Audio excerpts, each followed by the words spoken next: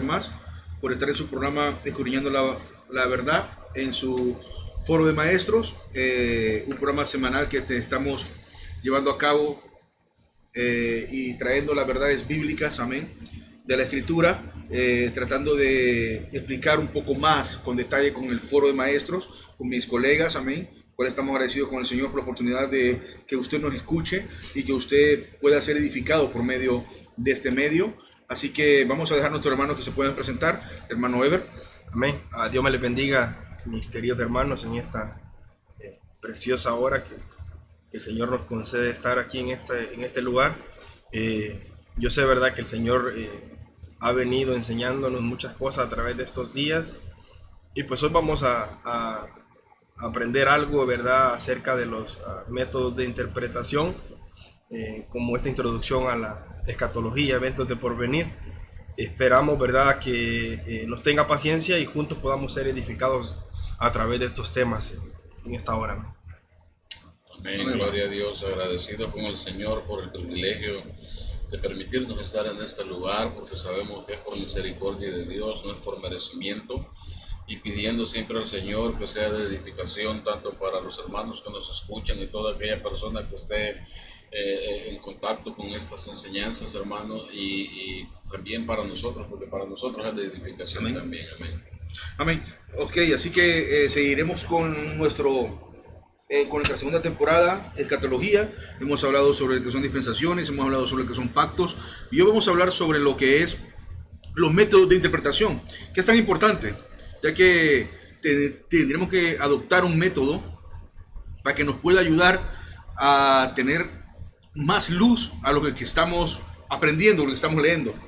Amén. La escatología no solamente es decir el futuro, sino que también hay que ver lo que está cumplido, o lo que se cumplió, o lo que se anunció de antemano, pero siempre con una perspectiva abierta y siempre con las reglas que dice la Biblia. Por ejemplo, aquí aplicaría lo que es la hermenéutica, bastante, ¿verdad? Lo que habla lo que es la hermenéutica es lo que nos da esa ventana o esa puerta para poder estar en el mismo sentido de que los mismos escritores lo escribieron en su momento, amén, y que ya pasaron ¿cuántos años? 3.000 años, 2.000 años, amén, 2.500 años.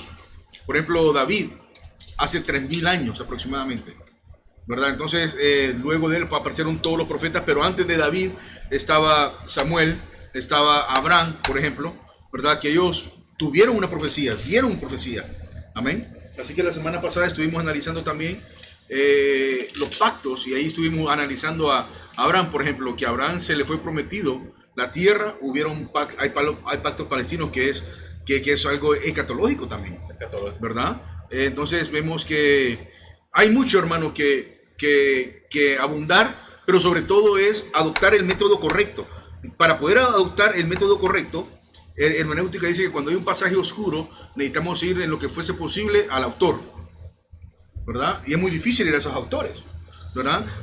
La segunda regla o la segunda sugerencia es leer y releer. La tercera es el designio del libro. Y la cuarta es el contexto de lo que estamos leyendo. O sea, todo tiene que encajar con lo que estamos hablando. Entonces vamos a comenzar entonces con los con los dos métodos de interpretación, que sería literal, gramatical, histórico, ¿verdad? Y el alegórico. Así que vamos a comenzar con el hermano Carlos, que nos pueda dar luz a cuando hablamos de literal. Primeramente, yo sé que hay tres palabras ahí, literal, gramatical, histórico. Eso se encierra por una razón, amén. Entonces vamos a tratar, hermano, que nos explique a qué se debe y cómo, o quiénes adoptaron este método en la actualidad y en la antigüedad también, ¿verdad? Es su parte.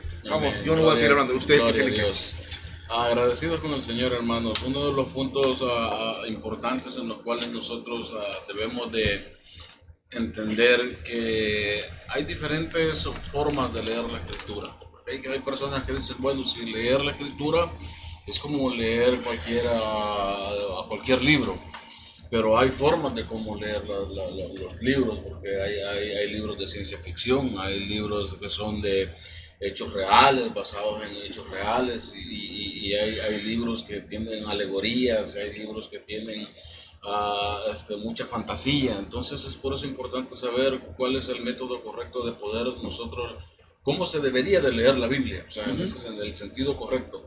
Porque cuando nosotros leemos cuando tomamos este punto, cuando nosotros decimos literal, gramático, histórico, es importante que entendamos que para poder leer la escritura nosotros debemos de tener en cuenta la característica del idioma, debemos de tener en cuenta cuándo fue escrito, por quién fue escrito, cuál fue el propósito, para quién lo escribió, y parte de ello encierra la forma correcta de cómo nosotros podemos interpretar la Biblia. Y de aquí nacen muchos errores. Por ejemplo, hay un método de interpretación dogmático, que ese lo acogió la Iglesia Universal, por decirlo así, y ellos los dicen que en un concilio ellos fueron los que determinaron que ellos tienen el método correcto de interpretación, y que todo aquel que adopte un método contrario al que ellos han establecido es una herejía. Pero lo importante es que nosotros entendamos que para nosotros poder interpretar este método gramático, literal, histórico, es importante que entendamos que la Biblia se debe de leer tal y como es, tal y llanamente como está escrito. Entonces, cuando nosotros hablamos de gramática, hay personas que yo he encontrado que dicen, no, lo que pasa es que según los estudios se ha encontrado que en la gramática nosotros encontramos fábulas, encontramos figuras retóricas dentro de la Biblia, y es por eso que no, o sea, nosotros es que hasta hoy, según la gramática, estamos entendiendo lo que está ahí, no es que hemos descubierto o aquellos ignoraban y en su ignorancia escribieron esto y para nosotros hoy en la actualidad lo venimos a entender. No, cuando nosotros leemos la escritura, por ejemplo, uno de los por decirlo así, de los primeros o de las personas principales de la iglesia primitiva fue Teófilo.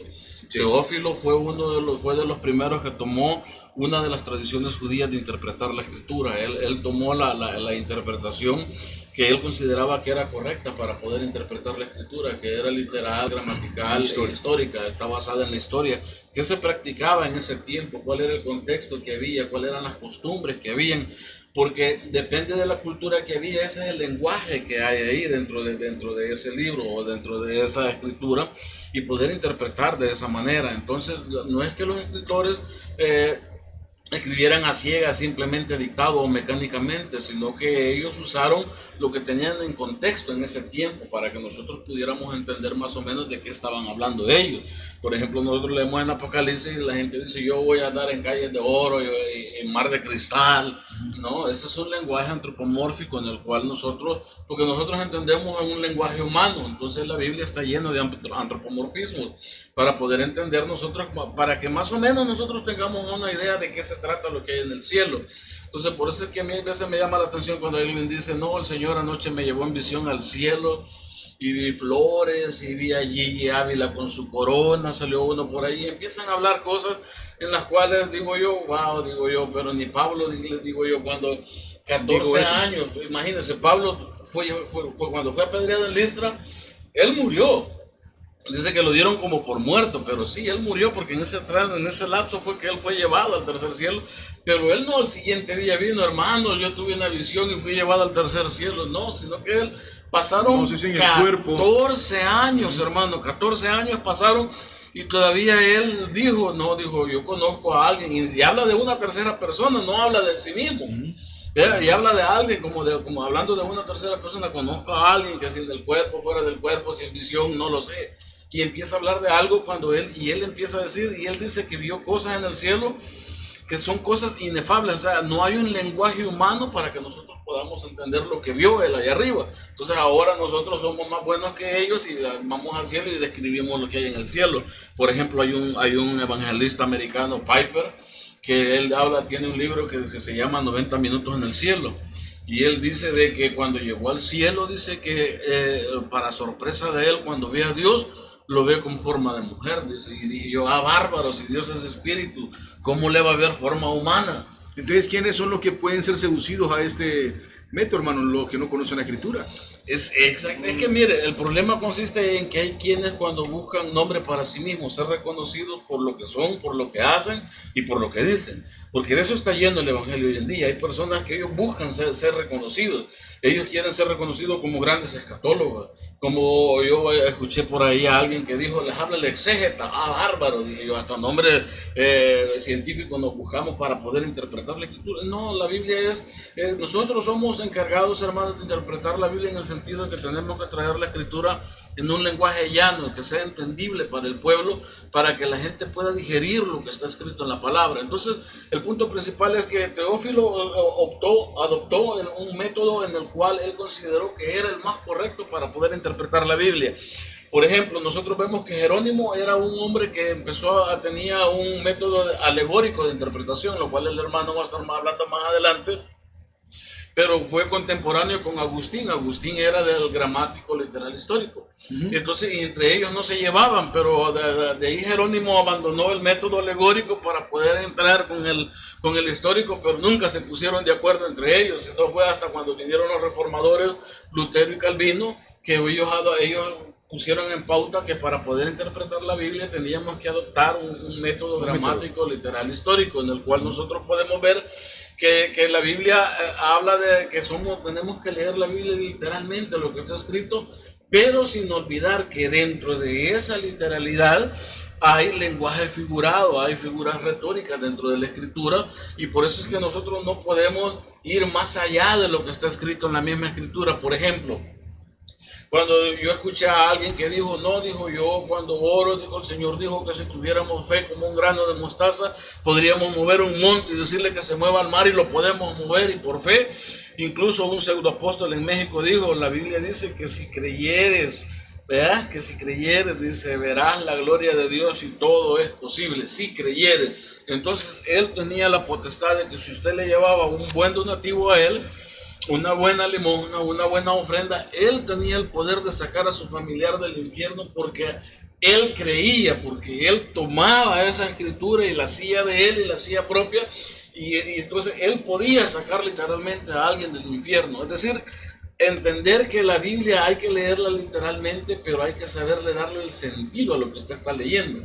Por ejemplo, cuando la Biblia dice que alguien puede mover un monte, no está hablando literalmente que usted puede mover una montaña de un lado para el otro. Por ejemplo, hay hermanos que dicen que la Biblia habla de que, por ejemplo, un hombre en la India se atrofió su mano, porque la Biblia decía que si un miembro le era motivo de pecado, era mejor que se lo cortara y que fue entrar al reino de los cielos sin un miembro que ser echado al infierno con todos sus miembros. Y entonces el tipo dejó de usar su mano, porque dijo que esta mano era... Y se le secó porque la dejó de usar por 18 años. Cuando él quiso mover la mano ya se le había atrofiado, no había movido su mano, ya los músculos ya no reaccionaban. Entonces hay gente que toma tan literalmente el asunto, hermano. Por ejemplo, la Biblia dice que si un ojo es motivo de pecado, sácatelo, ¿verdad? Porque es mejor que llegues al cielo, volvemos a lo mismo, que dice sin un miembro que ser echado al infierno con todos tus miembros. Pero la Biblia lo que está hablando es, fíjese, cuando la Biblia dice que habla de un ojo, habla de una mano y habla de un pie. Entonces, cuando la Biblia está hablando de eso, nosotros no deberíamos de entender literalmente lo que está diciendo Jesús, porque ese es el problema. Hay veces nosotros leemos tan literal y nos vamos al hiperliteralismo. Y por eso hay quienes, pues yo no dudo que haya personas que se hayan sacado algún ojo en algún lugar, yo qué sé, o se hayan cortado una mano porque tomaron literalmente este texto. Pero ahí Cristo lo que está diciendo es que de la abundancia, dice, del corazón habla la boca, dice de que nuestros ojos son las ventanas del alma, y en lo cual nosotros nos movemos según lo que ve nuestra alma a través de nuestros ojos. Entonces Cristo lo que está diciendo es que según qué es lo que vemos nosotros, cuando habla de las manos son las acciones que nosotros hacemos. Correcto. Con lo que nosotros estamos viendo. Eso es lo que Cristo está tratando. Y entonces cuando habla del pie es hacia dónde nos movemos con esas consecuencias, con esa acción que nosotros tenemos, hacia qué nos movemos. Entonces Cristo habla de que así como nos dolería a nosotros sacarnos un ojo, así debería de dolernos a nosotros dejar la práctica del pecado, que es lo que vemos, por ejemplo, el que ve pornografía. Hay personas que están atados a la pornografía, hermano, y qué es lo que está viendo, cómo lo está viendo, cuál es el punto, o sea, qué está llenando, con qué está llenando su interior, su vasija, con qué la está llenando. Entonces, así como le dolería a usted sacarse un ojo, cercenarse, así debería de dolerle a usted y dejar de decir, no, yo no soy esclavo de la pornografía, no puedo estarme desperdiciando mi vida en esto. ¿Entiendes? Y las acciones que nosotros hacemos, ¿qué es lo que hace una persona cuando mira demasiada pornografía? Cree que todas las mujeres que va a ver allá afuera quieren tener relaciones con él. Porque eso es lo que hace el enemigo, enferma a la gente, empieza a meterle ideologías dentro de la mente, y por eso es que sale tanto violador, tanta gente que es degenerada literalmente. O sea que hay algo dentro de ellos, que hay, como le dijera, un desvío en el cual nosotros vemos que el comportamiento del ser humano va decayendo de una manera tal que empiezan a caer en una lascivia total, en una desgracia total. Entonces lo que la Biblia está hablando es que nosotros no debemos de tomar ciertas cosas tan literales, sino que saberle dar la interpretación. Entonces, cuando nosotros hablamos de gramatical, literal, histórica, es que nosotros debemos de tomar en cuenta el contexto histórico, como usted decía, qué era lo que estaba pasando. Por ejemplo, cuando nosotros leemos la carta de los Hechos, nosotros leemos el libro de los Hechos, perdón, nosotros vemos de que esa carta no fue escrita para mí, no decía para mi amado Carlos, hermano Carlos, no, para mi amado hermano Teófilo, iba destinada para alguien. ¿Es aplicable para mí? Claro que es aplicable para mí. Porque vamos a sacar lo que nos puede aplicar a nuestra vida. Claro, porque es que nosotros tenemos que leer la Escritura en el contexto de que qué ejemplo me está dando la Escritura, qué era lo que estaba tratando en ese momento, cuál fue el propósito por el cual nosotros debemos de leer la Escritura. Por eso es que la Biblia dice que hay quienes toman tan literal, dice, cuando uno tiene pleito con un hermano, dice, porque nuestra lucha no es contra carne ni sangre, sino contra huestes potestades de maldad. No, pero Pablo dice, mira, aparte terminé el fileto, porque estos se están provocando estorbo. Entonces la gente debe de entender esos contextos, que hay gente dentro de la iglesia que es difícil, que no hay manera, es difícil de tratar con ellos. Y no hay que decirle, pobrecito, vamos a orar. Pues no, porque hay temas que hay que tratarlos literalmente como está. ¿Entiendes? Entonces, el punto es que el método de interpretación literal, nosotros podemos ver, por ejemplo, en la Biblia, nosotros podemos ver que dentro de la Biblia hay más de 300 profecías cumplidas, literalmente, y la mayoría de ellas están hacia el Mesías. Por ejemplo, nosotros nos vamos a Miqueas 5:2 y dice, pero tú, Belén, Efrata, pequeña, para estar entre las familias de Judá, de ti me saldrá, dice, el que te será Señor en Israel, y sus salidas son desde el principio de los días hasta la eternidad. Y así sucesivamente, Malaquías 3:1, Isaías 9:11, Salmos 16:9, y hay un montón de profecías, son más de 300 profecías que literalmente se cumplieron con el Mesías. Literalmente cumplidas. Y que ya se cumplieron. Entonces nosotros podemos ver que la Biblia es literal. Por eso es que hay quienes tratan de alegorizar el infierno, y por eso es que les digo, hay que tener cuidado cuando nosotros leemos esto, porque dice, la Biblia no habla de infierno, sino que está hablando por ahí de algo alegórico. El infierno no existe. Entonces, pero ¿quién más predicó del infierno que no fue Jesús? Jesucristo fue el que dijo que nosotros vamos a ser echados al lago de fuego, que nosotros vamos a ser echados al infierno, porque dice que nosotros somos como la mala hierba, dice que el ser humano. Entonces por eso es que el ser humano, la Biblia nos habla, nos trata a nosotros como trigo y como mala hierba. La mala hierba, dicen que la cizaña, por decirlo así, dicen que es trigo, la misma parte del trigo, pero es una deformación del trigo. Entonces la cizaña no lleva fruto, en el sentido de que el trigo, cuando nosotros vemos que lleva fruto, ese se empieza a doblar.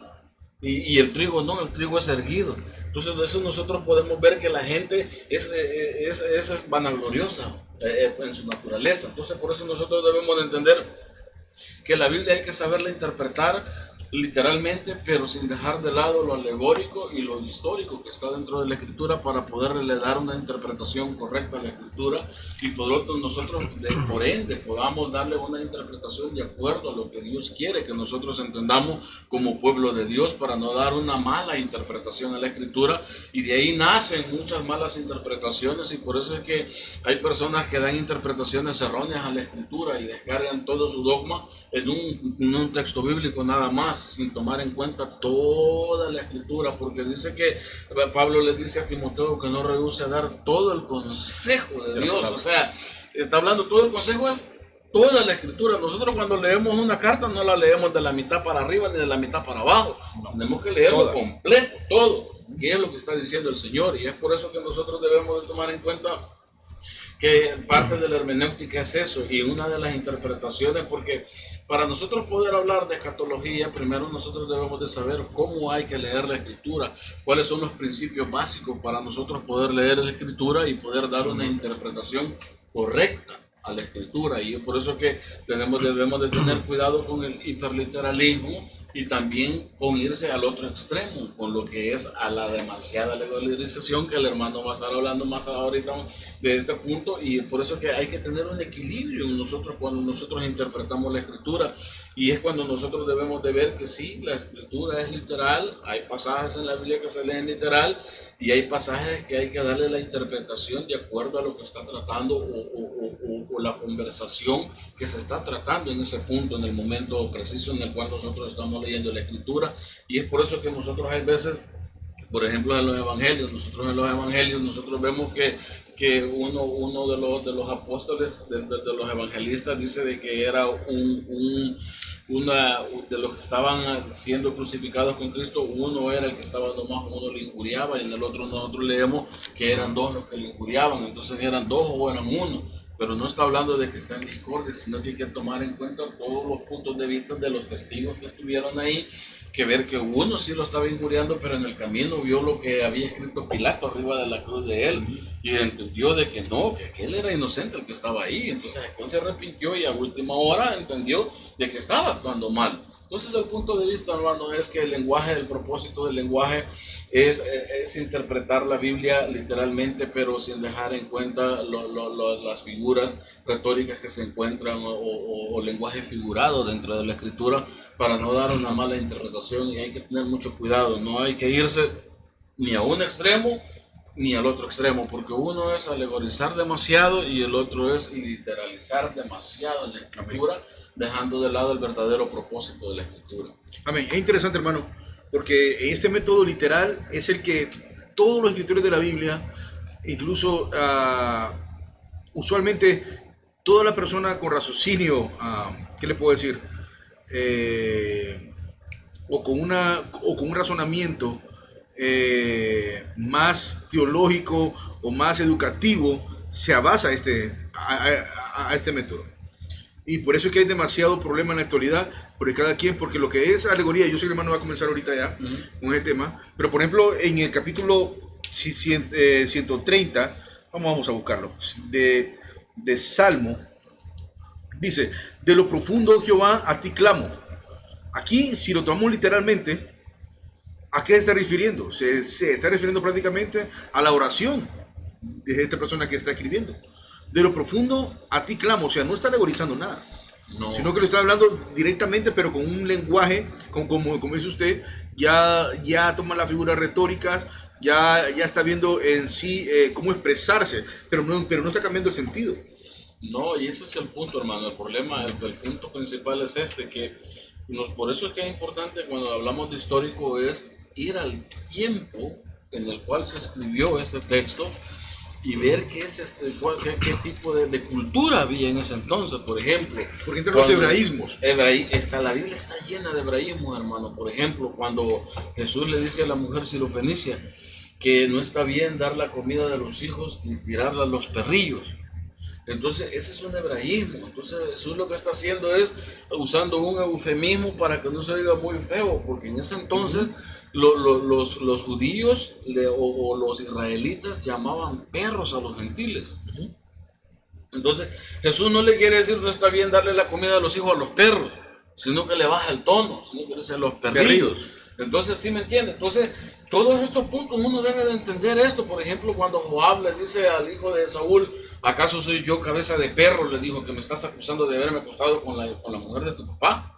O sea, le está diciendo, ¿acaso soy yo cabeza de perro? O sea, hay quienes dicen, ay, cara de perro. No, le está diciendo, tengo yo mente de un gentil que no entiende que es pecado ir y acostarse con la mujer de otro. Bueno, entonces no podríamos aplicar, en otras palabras, ningún de estos métodos si no tenemos hermenéutica. Ese es el punto principal. ¿Verdad? Porque sin hermenéutica usted no sabe qué es un hebraísmo. Es que exacto. Entonces usted no va a poder diferenciar. Y este es el problema, hermano, que a veces, en la actualidad más que todo, tenemos todo a la mano. Gracias a Dios, pues el Señor nos ha bendecido en nacer en este tiempo, donde es fácil para mí, con un programa, perdón, de computadora, con un software, tener 30 versiones bíblicas ahí, de la Biblia. Exacto. ¿Sí? Con tener el internet a la mano, que ponga una pregunta y ya aparecen todos los conceptos o varios conceptos o varias opiniones. Ahora, no hay ninguna excusa ahora, hermano, para poder traer lo que yo quiero traer. Ahora, no hay ninguna excusa porque ahora, imagínense, vaya, antes, hace unos 15, 20 años atrás, comprar un comentario bíblico era difícil. Pero cuando usted usa lo que es la hermenéutica y usted hace su propio estudio y después compara con estos comentarios bíblicos y dice, oh Señor, gracias, porque lo mismo que le diste a este hombre que pasó casi 30 años tratando de descifrar esto, yo ya lo descifro. ¿Verdad? Y estamos en el mismo acuerdo, porque estamos usando hermenéutica. Y el método literal, hermano, es el más pegado de que los judíos usaban. Ellos usaban el literal más pegado, pero siempre con el sentido de lo que era el hebraísmo. Por ejemplo, aquí encontraba otro también que está en Proverbios 22:9. El ojo misericordioso será bendito. Usted puede encontrar mucho, porque dio de su pan al indigente. O sea, no es literalmente que el ojo va a hacer misericordia. No, sino que lo que está haciendo es poniendo el ojo, a mí literalmente como que usted mismo es, o sea, que usted entiende, una persona entendida. Por eso, porque la Biblia dice, es hebraísmo. Porque Jesús dice que nosotros, nuestros ojos son una ventana. O sea, es a través de cómo el alma se comunica con el exterior.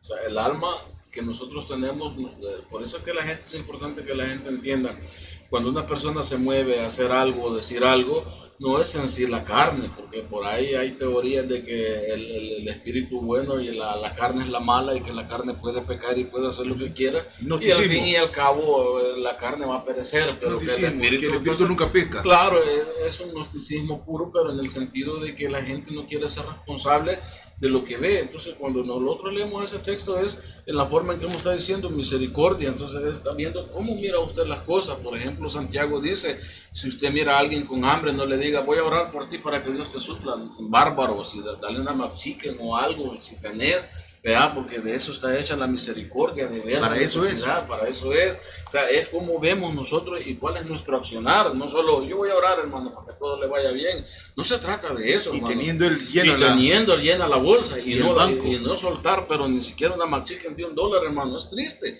Y es por eso que cuando nosotros leemos la escritura hay quienes tuercen la escritura y se van a una literalidad y no hacen, porque más adelante vamos a estar hablando de la diferencia entre iglesia y lo que es Israel. Y ahí vamos a ver que muchos están errados en ese punto de vista. No saben ni qué son.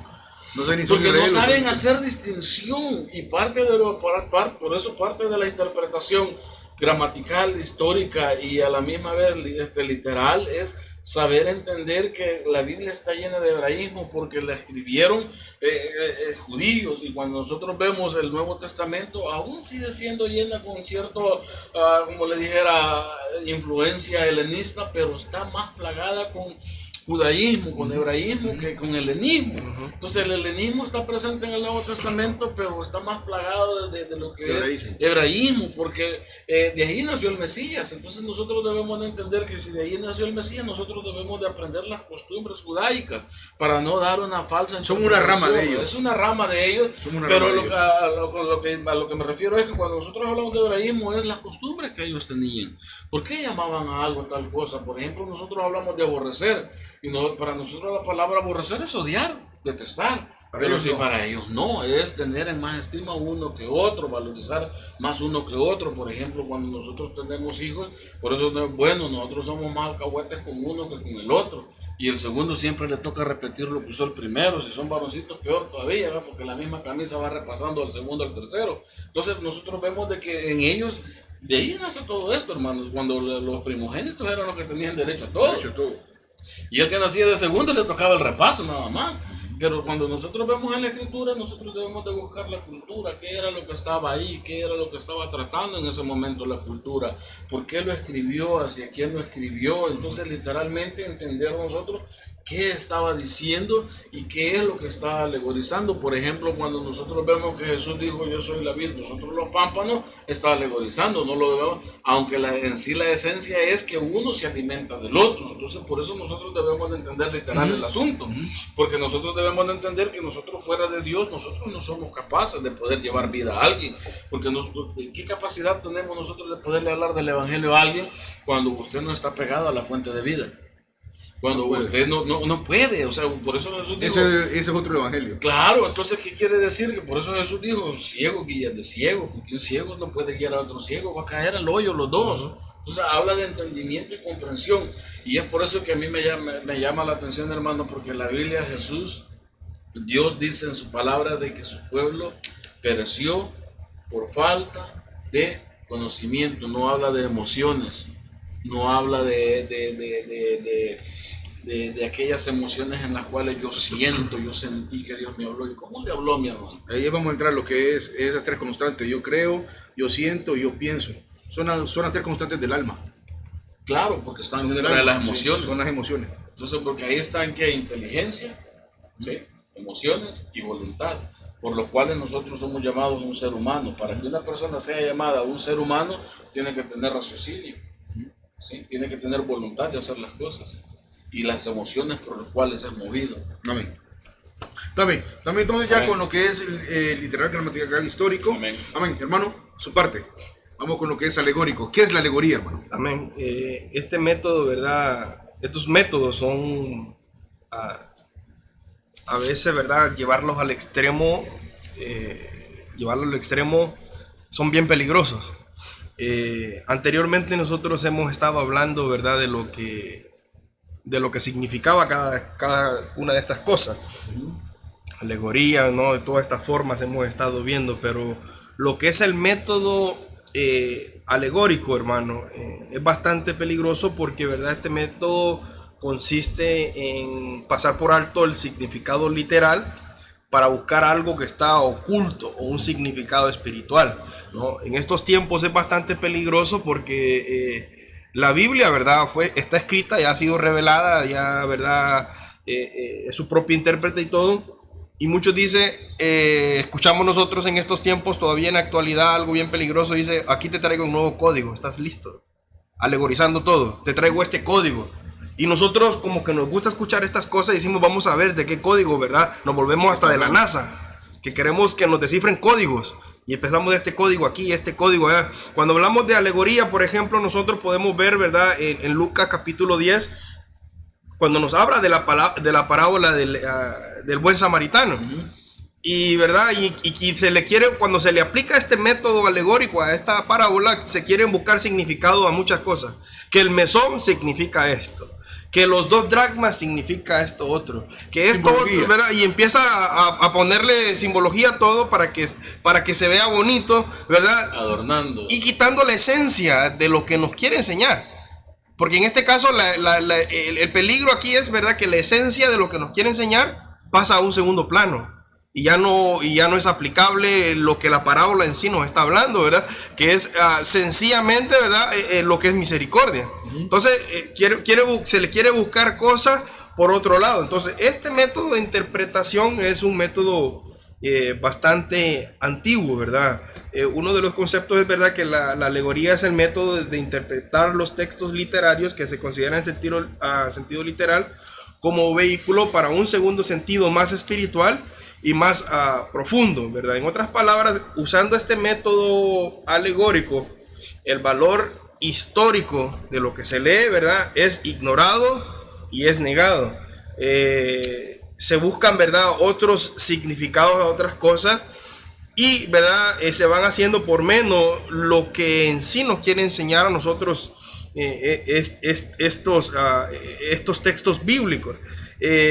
Nos dice un escritor, ¿verdad?, que de acuerdo con este método, el sentido literal e histórico de la escritura pasa por alto completamente y cada palabra y evento se convierte en alegoría de alguna clase, bien para escapar de las dificultades teológicas o para defender ciertos puntos religiosos peculiares. Entonces, ¿verdad?, la gente quiere alegorizar, ¿verdad?, las personas quieren usar este método para pasar por alto cosas que quizás no lo entienden.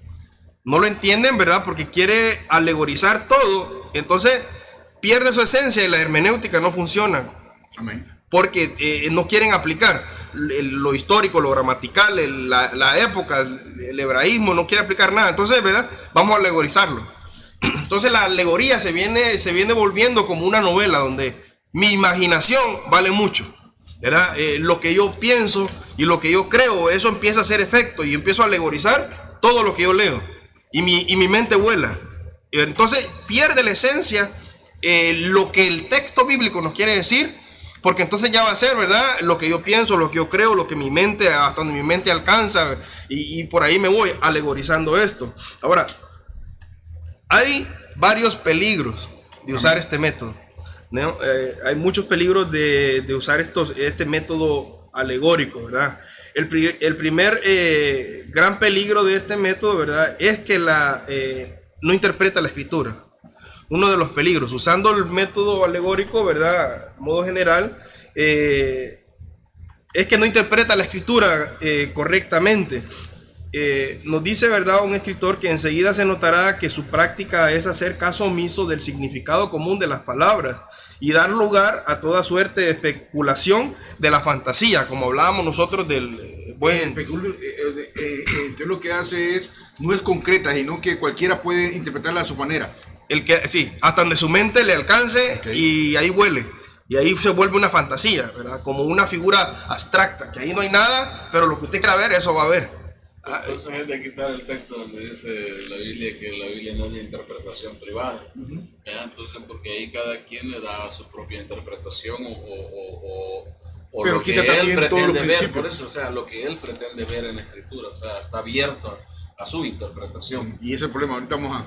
Sí, entonces, ¿verdad?, ese es uno de los peligros. Hay otro más, dice, ¿verdad?, que otro de los peligros es que la autoridad básica de la interpretación cesa de ser de las escrituras y pasa a ser de la mente del intérprete, lo que estábamos hablando. Entonces, al leerlo, ¿verdad?, alegorizando todo, ya deja de ser de la escritura y viene a ser de lo que yo pienso, de lo que mi mente me está hablando, que es, de lo que yo creo o lo que yo quiero creer, ¿verdad? Y ese es, ¿verdad?, parte de los peligros, ¿verdad? Por ejemplo, ¿verdad?, esto último, la interpretación podría ser, ¿verdad?, torcida por las posiciones doctrinales del intérprete. O sea, de aquí puede sacar su base doctrinal y se agarra de eso porque eso es lo que él piensa, o lo que la persona piensa, y como eso es lo que él piensa y lo que le funciona para su conveniencia, por ahí se va y por ahí guía a lo demás, alegorizando las cosas.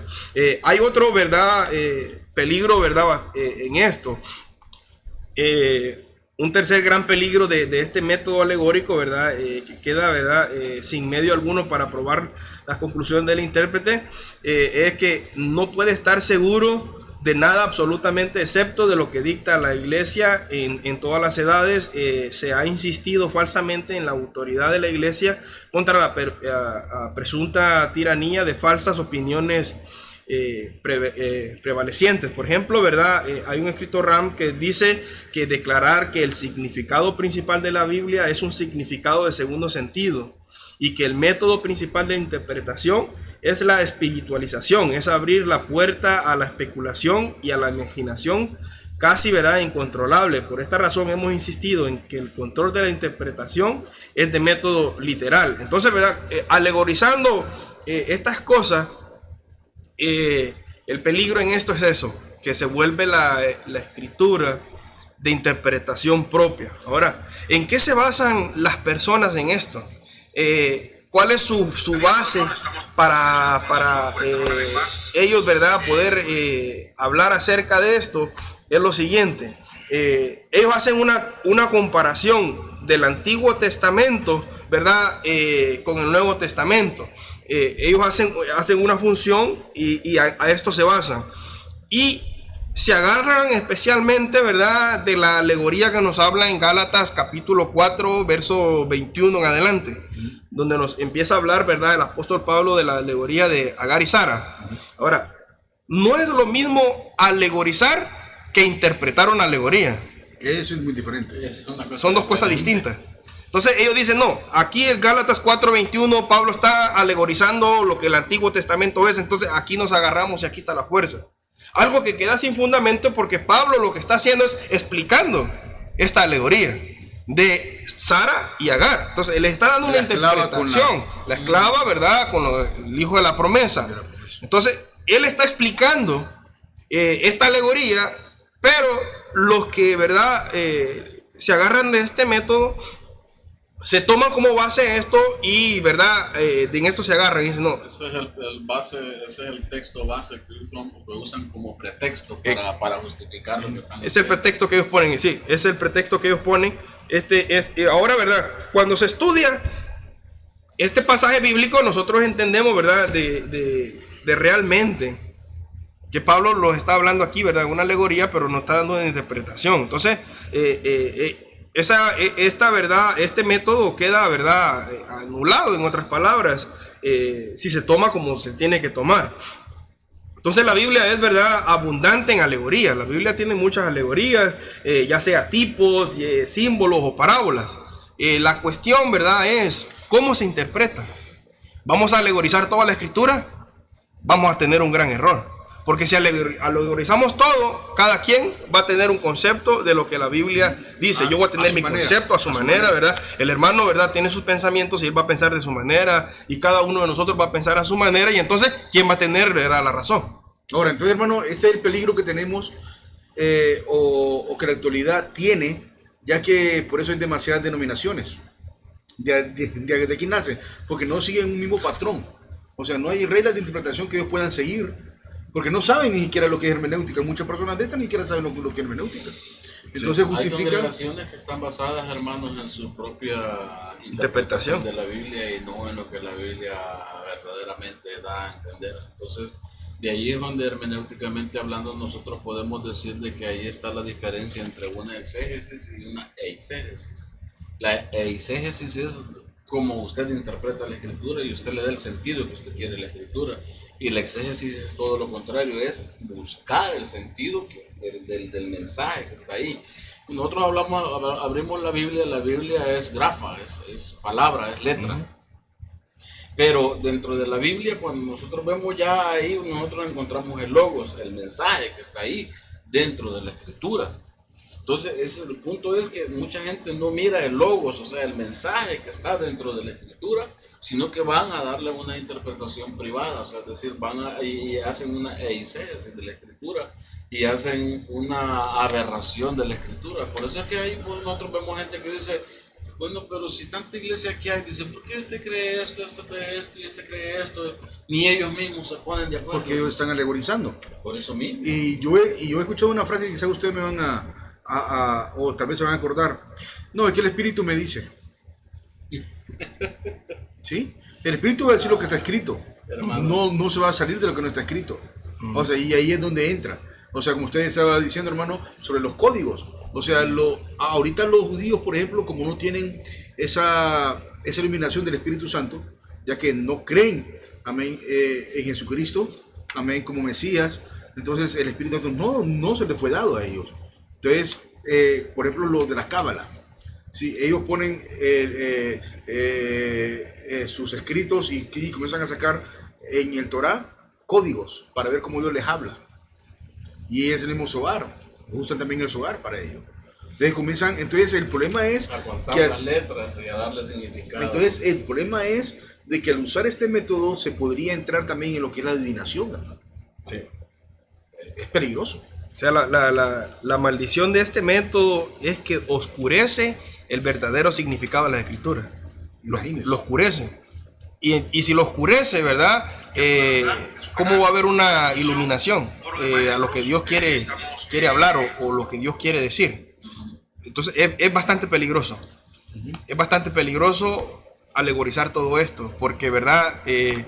Bajo las reglas hermenéuticas, ahí, ¿verdad? No aplica, porque no hay por dónde.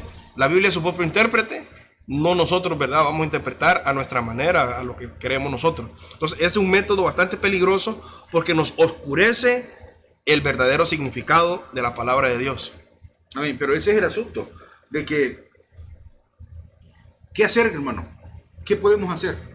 O sea, ¿qué tienen que hacer las personas al ver de que ha estado encerrado quizás en una ideología de una persona? Y que se la ha interpretado mal. Porque la situación es que en la actualidad, como les decía anteriormente, hace de 20 años para acá, la tecnología ha cambiado demasiado. Sí. Bastante. Ha ido creciendo hasta el punto de que es muy difícil que usted sea engañado ahora, a menos que usted quiera ser engañado. A menos que a usted le guste que le estén diciendo las cosas que le gustan nada más. La misma Biblia dice que en los postreros tiempos la gente tendrá comezón de oír, pero ¿oír qué? O sea, por eso no es tanta la culpa, fíjese, del que está arriba, sino de los que están abajo, que permiten o subir al que está allá arriba hablando. Porque si lo permiten que está allá arriba es porque les gusta lo que les está hablando. O sea, se complacen.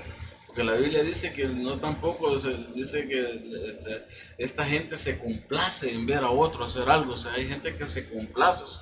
¿Quién no se va a complacer, hermano, que le diga tus graneros van a ser llenos, tu banco va a ser lleno? ¿Quién no se va a complacer en que Dios te va a bendecir, te va a dar 3 casas? Ofrecer lo que no tiene. ¿Me entiendes? Entonces yo escuché a un predicador que dijo, se levantó y se fue donde un hermano y le dijo, el Señor me está diciendo ahorita, o sea, imagínense, el Señor me está diciendo ahorita, le dijo, que vas a tener 5 iglesias, le dijo. Ah, bárbaro, dije yo. Y dijo, una, le dijo, en Guatemala, le dijo, vas a abrir una en Nicaragua, le dijo, una en El Salvador, le dijo, una en Belice, le dijo, y vas a abrir una en México, le dijo. Ah, dije yo, no hay iglesias allá entonces porque lo va a mandar allá, dije, ¿por qué no lo mandó allá donde no hay iglesias? Por eso. ¿Me entiendes? Entonces, porque la gente está basado en el Señor me está diciendo. Yo no dudo que Dios a veces no le haga ver el pecado de alguien que está viviendo en pecado y no precisamente para el púlpito le va a ir a decir, porque de eso vive la gente ahora, poner en miedo al que está allá para que esté atento a lo que está diciendo. Y el Señor me dice, si está en pecado yo te voy a pelar la cara. No, Dios no trabaja de esa manera. Dios es amor, hermano. Y sí, claro, va a llegar 2 o 3 veces que Dios ya le avisó.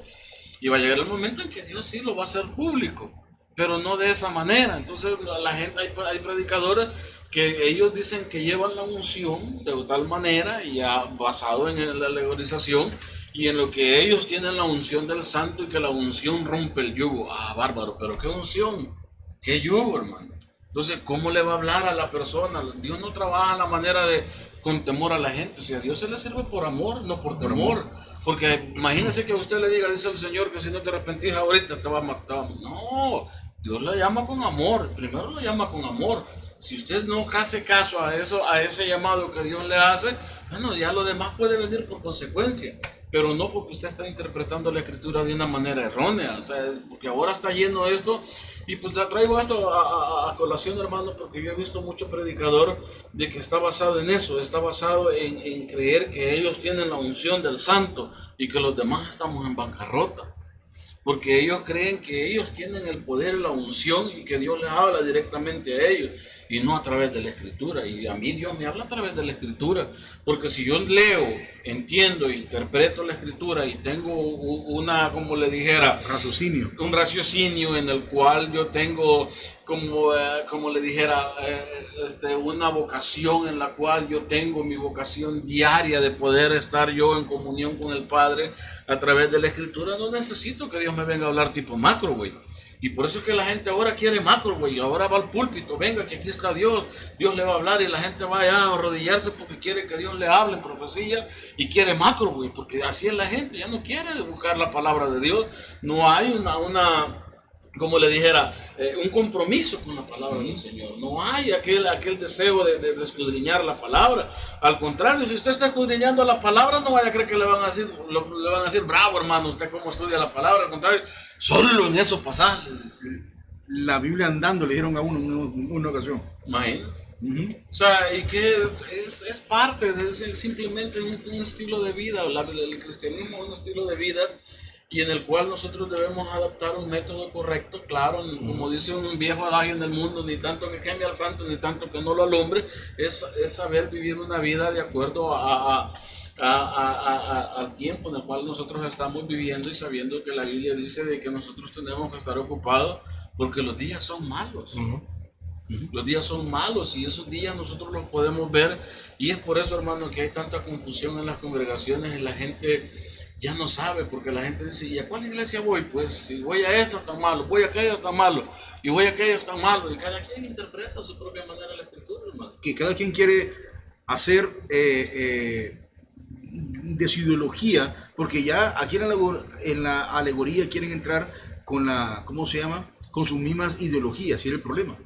Entonces cada quien abre su iglesia. O sea, si no estoy de acuerdo con lo que mi líder está hablando, abro la mía y había unos cuantos que están a favor mío y nos vamos.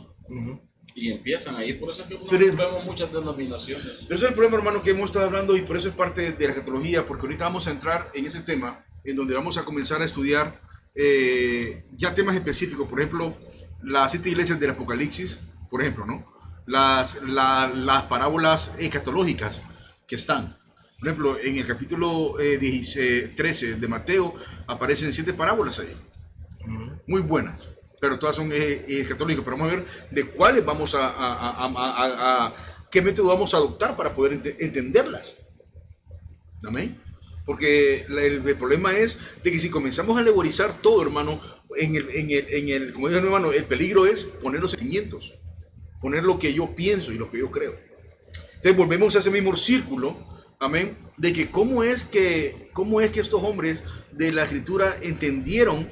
Por eso le decía en un principio que en el momento que nos explica de que hay 4 puntos a tratar cuando hay temas oscuros. Primero, en lo que fuese posible ir al autor.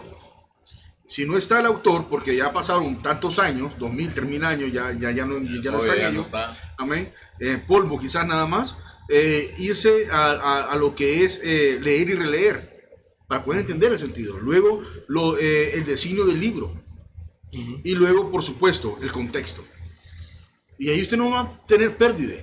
Es que mire, yo le voy a contar, para contar experiencias personales son subjetivas para mí, o sea, porque eso me puede pasar a mí y Dios actúa de diferente manera con cada uno, pero a mí me pasó una vez, cuando yo comencé en el cristianismo, nosotros con mi familia nos pusimos como la meta leer la Biblia en un año.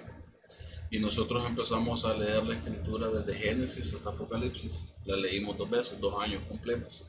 Entonces, pero en la primera vez que nosotros estábamos leyendo la escritura, yo no entendía y nos quedamos todos así. Habíamos 6, 7 personas habíamos leyendo. Cada uno leía un capítulo. Entonces, cuando estábamos leyendo, cuando el ángel de Jehová va a matar al hijo de Moisés, nosotros no entendíamos el por qué. O sea, y todos nos quedamos así. Entonces lo volvíamos a releer y lo volvimos a releer y siempre nos quedaba aquella duda. Entonces nos pusimos a orar, orémosle al Señor para que el Señor nos dé luz en este punto, ¿verdad? Porque no lo entendíamos. O sea, éramos nuevos, o sea, yo era nuevo en el cristianismo. Pero entonces entendía de que Dios nos podía dar luz en ese sentido. Pero como usted dice, leer, releer y volver a leer otra vez antes, después de qué está hablando, y lo volvimos a leer el capítulo completo, de ahí nos pusimos a orar y de repente todos abrimos los ojos al mismo tiempo. Cuando nosotros todos abrimos los ojos al mismo tiempo, ya Dios nos había dicho de qué estaba tratando el tema. O sea, Moisés había circuncidado a todos menos al hijo. Y por eso la Séfora agarró el pedazo de piedra a volarle el prepucio al hijo, porque el ángel iba a matar al hijo de Moisés. Al hijo y a Moisés. Sí, a Moisés, a los dos, pero la mujer sale, la ayuda idónea sale al frente. Y dice Jehová. Y dice Jehová. O sea, es Jehová el ángel de Jehová, hacerlo. por eso dice el ángel de Jehová. O sea, está hablando de Cristo, una pre-aparición de Cristo antes de su encarnación. Entonces, sí o sea, lo que voy es que no debemos nosotros de dar una interpretación errónea cuando nosotros no nos damos a la tarea de buscar, rebuscar, volver a rebuscar, volver a releer, y a la misma vez es imposible, hermano, que nosotros leamos la Biblia si no oramos a Dios que nos dé entendimiento a través de la Escritura. Yo he conocido gente que lee la Biblia, la lee una vez, la lee 2 veces, 3 veces y no entiende, o sea, no captan. Y no tienen la iluminación, hermano. No hay una iluminación del Espíritu. Por eso que yo digo, cuando me toca compartir las clases, yo le digo a los hermanos, el Espíritu es como ese foco. Le digo yo, mire, cuando usted ora, Él le prende, ahí está, le digo. Usted no lo veía porque usted espiritualmente estaba ciego, pero cuando Dios le prende el foco, usted mira. De eso se trata la iluminación, es que Dios me hace ver, no me revela algo nuevo, no, ahí estaba. Es que ese es el punto, hermano, hermano Carlos, de que la gente no entiende ni siquiera qué es revelación, ni siquiera sabe lo que es Dios me reveló inspiración, sueños. inspiración y lo que es iluminación. Y el problema es, no, o sea, el problema es que no se enseña. Si usted no va a un seminario, es muy difícil que le enseñen esto. O sea, sí. La inspiración es lo que Dios le dio a través de la revelación que le dio a los hombres, que ellos lo estamparan. Así de sencillo. Ahora, la situación es nosotros que somos los receptores ahora. ¿De qué manera vamos a interpretar eso? Porque obviamente esta inspiración, y no se puede hacer, como dice el hermano Carlos, con la iluminación del Espíritu Santo. No podemos hacerlo. Está basado en lo que... No hay otra forma. Ahora, aquí entra, porque también entra el raciocinio de uno. Por ejemplo, usted se va para las diferencias entre Israel y entrar en este tema ahorita. Creo que estamos bien con la alegoría, ¿no? Sí, amén, amén. Amén. Ya con las diferencias con Israel y la iglesia. Son dos temas muy aparte que Dios tiene. Ahora, más adelante vamos a tocar a los judíos mesiánicos, por decir así, ¿no? Ya quizás en la próxima clase vamos a entrar en esos temas así. ¿Por qué? Porque queremos judaizar a la iglesia, y la iglesia no puede ser judaizada. Porque por eso le pusieron solamente 4 restricciones a la iglesia. Sí, por eso hablando de alegoría, por eso hablábamos de alegoría la semana pasada, cuando Dios le hace la promesa a Abraham. Y una se la pone como la arena del mar y la otra como las estrellas. Entonces ahí está alegorizando que las bendiciones de Israel son terrenales y que la de los cristianos son espirituales. Son espirituales. Entonces ahí podemos tomar como alegoría, ¿verdad? Porque cabe ahí la alegoría y porque cabe interpretar que la bendición para Israel es terrenal. O sea, es de acá. A ellos todo se les prospera, hermano. Esos bárbaros van al desierto y se les dan los palos de fruta. Nosotros vamos al desierto y no morimos de sed allá. Y piensan cómo razonar y cómo hacer. Claro, porque Dios les ha dado y la promesa que está sobre ellos es terrenal. Todo lo que toquen. Entonces, y por eso es que nosotros empezamos a traer, y esto es lo que llama la atención, y a veces duele, hermano, porque hay gente que se ve engañada, se ve estafada de la iglesia, porque... Y yo me meto ahí dentro de esto porque ahí estamos, entonces es de entender que esto es lo que estamos viviendo, hermano, esto es lo que hay. Entonces, y por eso es que hay gente que se va de la iglesia y se va blasfemando porque dice, me engañaron, me estafaron, me dijeron que Dios me iba a dar, me iba a prosperar, me iba a arreglar mi matrimonio, me iba a arreglar esto, lo otro, y todos mis problemas iban a ser resueltos porque Cristo es la respuesta. Pero la respuesta de ¿cuál fue la pregunta? ¿Me entiendes? Sí, ¿me entiendes? Entonces el punto es de que la gente empieza a buscar dentro de las iglesias un alivio temporal, pero acá. Y lo que quieren es algo para acá, ya. Como los dos aquellos que estaban con Jesús. Uno quería ya, aquí, ahora, sopla. Estaba viendo en internet ahora, yo me imagino, hermano, que tenían un su relajo con un su saco. Unos y se lo tiraban uno a otro y caían para allá como que eran animalitos en matadero. Y yo me imagino a los apóstoles viendo ese relajo, hermano. Es decir, y la gente gozándose. Y digo, bárbaros, no les ha amanecido el evangelio. Lo que pasa, hermano, es que como estamos hablando, el problema es que ellos tienen nuevas revelaciones, pero ni siquiera saben que la revelación, o sea, revelación significa algo que está oculto. Pero ya todo está bien. Pero algo ya ahora todo está aquí. Está revelado, hermano. Todo está revelado. Dice que la Biblia dice que bien hacemos nosotros si estamos atentos en nuestra mente, en nuestro entendimiento a la palabra revelada de Dios, y si la tomamos, la hacemos nuestra y hacemos caso y la vivimos. Entonces habla de que nosotros tengamos el raciocinio, como usted dice. Por eso es que el ser humano, cuando nosotros nos convertimos al Señor, tienen que ser afectados los tres estados, o las tres, por decirlo así, tres,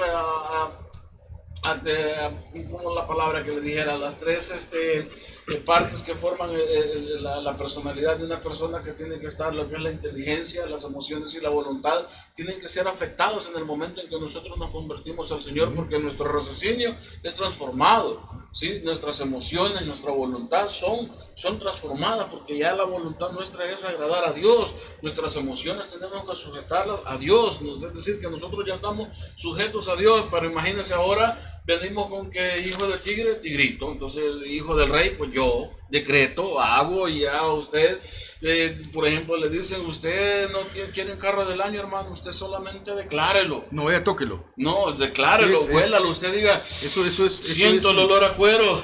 ¿De dónde salen todas estas barrabasadas? Es por la mala interpretación de la Escritura. Entonces, por eso para comenzar a entender la escatología necesitamos tocar esos temas. Eso es importante, y por eso le decía, porque pareciera de que nosotros lo que estamos haciendo es criticar. No, lo que estamos haciendo es exponer malas interpretaciones de la Escritura con una interpretación correcta de la Escritura, para que podamos entender lo que se refiere a escatología, o sea, los eventos que se profetizaron hace más de 5,000 años, por decirlo así, se han ido cumpliendo a través del tiempo, y que se van a cumplir al final. ¿Cuáles ya fueron literales y ahorita y los que estamos esperando? Los que faltan, los que están por cumplirse, y los que se van a cumplir. Yo tengo una lista aquí de 25 puntos con referencia a la diferencia entre Israel y la iglesia. Dice: Israel es el pueblo terrenal, la iglesia es el pueblo celestial. Israel es la promesa terrenal con prosperidad terrenal, y la iglesia tiene promesas espirituales con recompensas celestiales. A Israel se le ordenó el 10% de todo.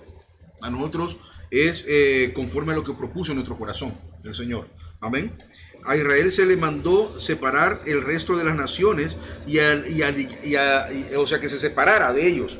Pero a la iglesia, al contrario, es que vengamos y que nos unamos a las naciones y que prediquemos a Cristo.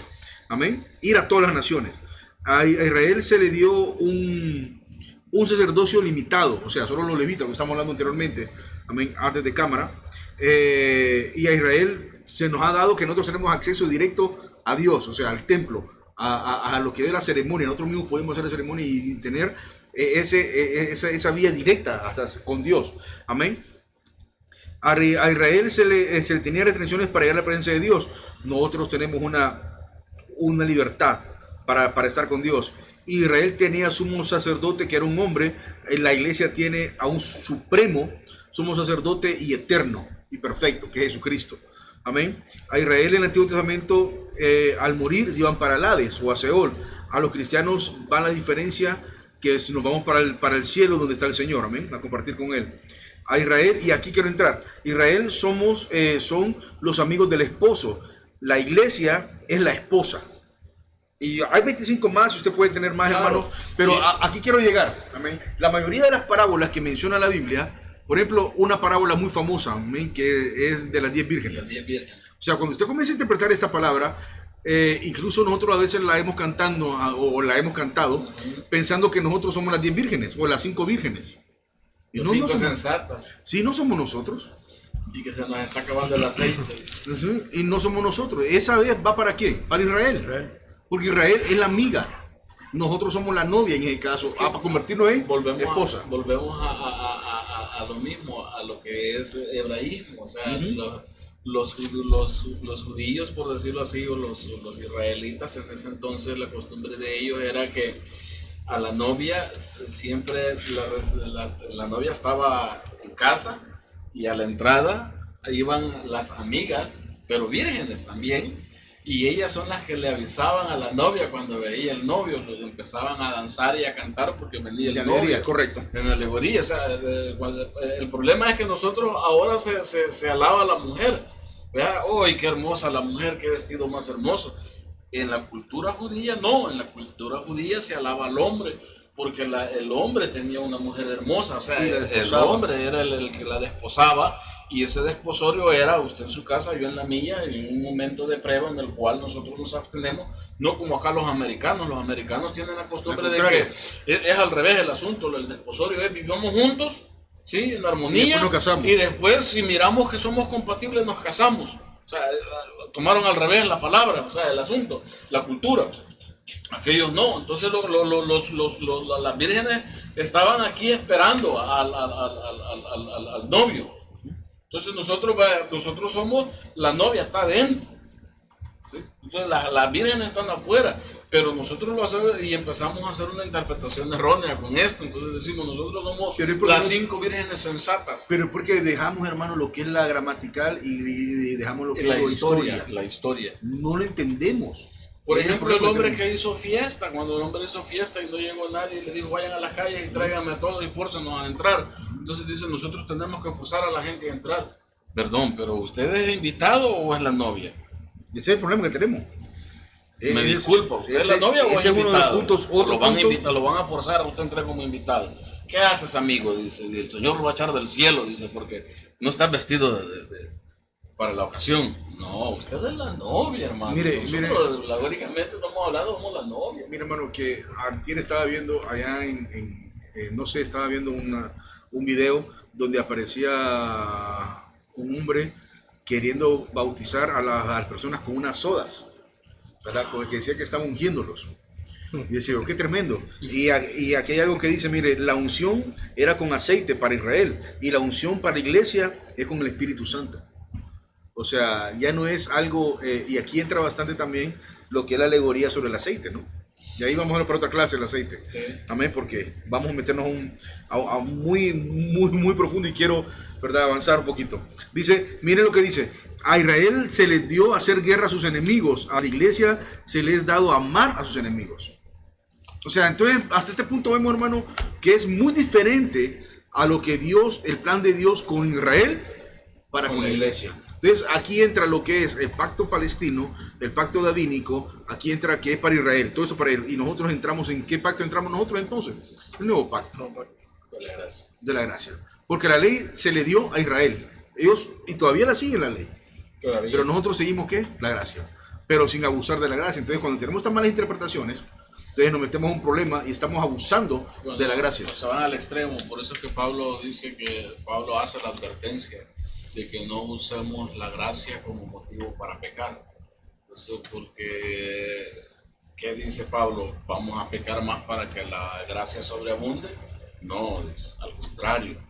Es de entender que la gracia es un amor inmerecido, pero como tal hay que saber recibir ese regalo y saber apreciarlo y vivir bajo esa gracia, no vivir una vida desordenada en la cual, porque esto es común, hermano. Yo he visto casos de personas que han sido infieles a su pareja y viven, y usted los mira en la iglesia cantando y como que nada.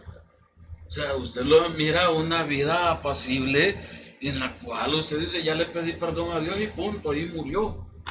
¿Sí me entiende? O sea, viven una vida apartada de uso y razón porque no entendieron lo que era la gracia. O sea, la gracia no es vivir desordenadamente, la gracia no es vivir a mi manera y cada quien que se aguante. A mí me va a juzgar Dios si ustedes no se metan, no se han metido en mi vida.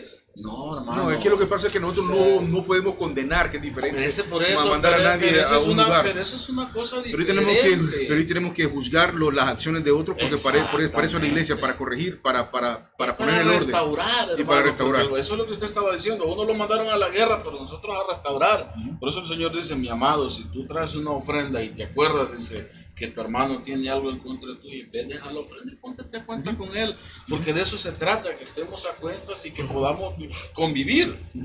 Y ese es el punto, la diferencia entre la iglesia e Israel. A Israel era la guerra, nosotros no, la guerra nosotros es espiritual. Este error lo cometemos cuando no usamos estos métodos de interpretación correctamente, ¿verdad? Entonces, ¿por qué esta clase es previa a la próxima clase que viene la próxima semana sobre las escuelas escatológicas, que es la pre-milenarista, la amilenarista y la post-milenarista?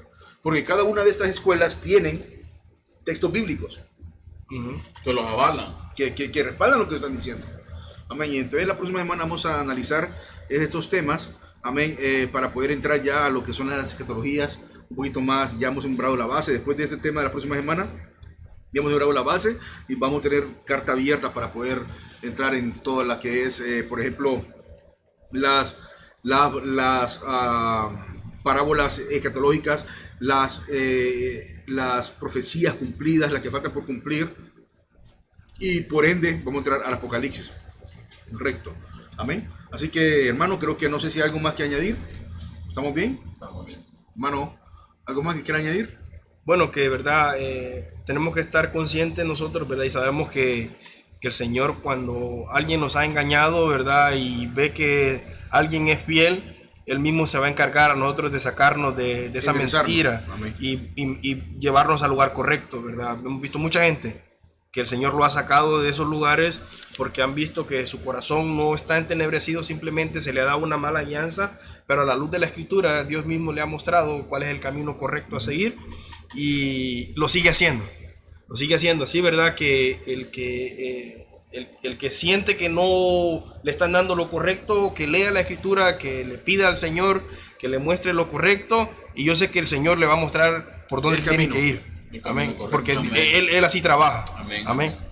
Amén, hermano. Amén, hermano. Pues ya despidamos de una vez, hermano. Amén. Entonces, ¿verdad? No se pierdan estos próximos temas muy buenos que vienen. Amén. En el cual los vamos a ser edificados, vamos a aprender y pues nos vamos a gozar todos juntos. Así que, ¿verdad? Gracias a todos por este tiempo que nos han prestado. Amén. Así que, ¿verdad? Sigan ahí conectados con nosotros. Que el Señor pues nos sigue enseñando cosas bonitas y vamos a seguir aprendiendo todos juntos. Amén. Así que bendiciones a todos y adelante. Gloria a Dios. Agradecidos con el Señor por permitirnos estar en este lugar. Nuestra intención no es acusar a nadie, no es señalar a nadie. Nuestra intención es poner en contexto la verdad en la palabra. Amén. Es vivir en la palabra y a la luz de la Escritura, que es lo más importante. Y el método correcto para poder interpretar la Escritura como se debe. Ese es el propósito que nosotros tenemos y de esa manera poder ser edificados, porque Dios, como dice el hermano, si hay alguien que ya está dentro de una congregación donde hay mucha alegorización, hay un evangelio no bíblico, pues Dios se va a encargar de ponerlo en el camino correcto. Amén. Nuestro propósito no es decirle, salgas y métase a la otra. No, Dios se va a encargar de ponerlo en el camino correcto. Por alguna razón está ahí. Sí, exactamente, y por eso es que el trabajo de nosotros es ese, explicar las Escrituras y poner en contexto lo que es la palabra y vivir en la palabra. No es lo que nosotros digamos, nosotros no le decimos a nadie cómo debe de vivir, sino la Biblia nos dice la forma en cómo nosotros debemos de vivir y la forma de actuar nuestra. Y el propósito es glorificar al Señor, no es hacernos un nombre nosotros, para nada. No queremos que la gente se fije en nosotros, porque nosotros simplemente somos vasos nomás en manos del Señor, y lo único que nosotros buscamos es glorificar el nombre del Señor y Amén. Que sea edificada la gente que nos escucha. Amén. Amén. Pidiendo al Señor que nos dé una próxima oportunidad de poder estar con ustedes. Los temas que vienen van mucho mejor todavía, y esperando pues que ese compromiso que sea con la palabra del Señor, no con nosotros, sino con la palabra del Señor, y los esperamos la próxima semana. Amén. Amén. Amén, hermano. Estamos agradecidos con el Señor. Le damos gracias al Señor por haber dado esta clase también de los métodos de interpretación. Como le digo, vienen más temas un poquito más profundos, así que no se pierdan los temas. Tiene preguntas, por favor, envíalos a nuestro correo electrónico o en vivo, ¿verdad? Usted lo puede mandar y al final de la clase podemos tocarlo. Amén, ya para no interferir, ¿verdad? Con cada tema que nosotros traemos. Pero estamos agradecidos con el Señor. Como repito, estamos en Facebook, estamos en YouTube. Así que síganos, comparte este enlace, amén, a sus amigos, a sus familiares, para que puedan ver, amén, que queremos expandir el Evangelio. Necesitamos expandir el Evangelio. Damos gracias a los hermanos que están detrás de cámara también. Amén, que Dios los continúe bendiciendo por el tiempo y por el esmero que ponen detrás de cámara. Así que fue un placer. Dios me le bendiga.